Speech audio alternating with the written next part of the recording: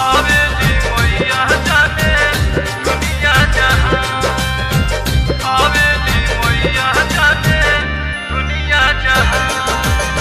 बोला बोला दुर्गा मैया की डीजे राकेश राज, डीजे राकेश स्टूडियो। ओ नवरात्र में नवो रूपवा शेरा वाली माई के हा सबसे महान। नवरात्र में नवो रूपवा शेरा वाली माई के हा सबसे महान। शेरवा सवारी होके आवेली मैया जाने दुनिया जहान। शेरवा सवारी होके आवेली मैया जाने दुनिया जहान, आवेली मैया जाने दुनिया जहान, आवेली मैया जाने दुनिया जहान। डीजे राकेश राज, डीजे राकेश राज, डीजे राकेश राज।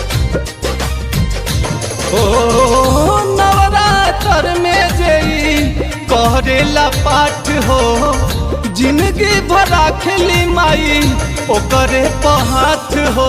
डीजे राकेश राज, डीजे राकेश राज। ओ नवरात्र में जई करेला पाठ हो, जिंदगी भरा खेली माई ओकरे पहाथ हो।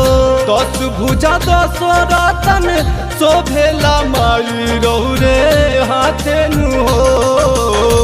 शेरवा सवारी होके आवेली मैया जाने दुनिया जहान। शेरवा सवारी होके आवेली मैया जाने दुनिया जहान, आवेली मैया जाने दुनिया जहान, आवेली मैया जाने दुनिया जहान।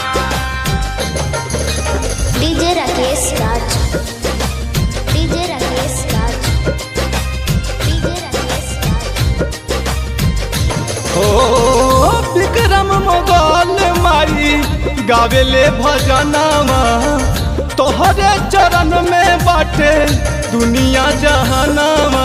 डीजे राकेश राज, डीजे राकेश राज। ओ विक्रम मोगल माई गावेले भजनामा, तोहरे चरण में बाटे दुनिया जहानामा।